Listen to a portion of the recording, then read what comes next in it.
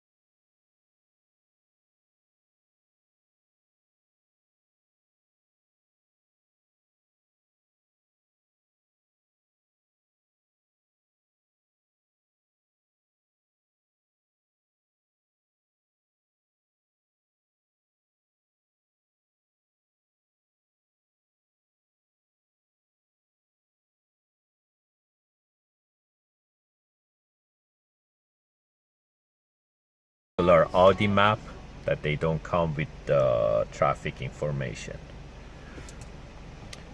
And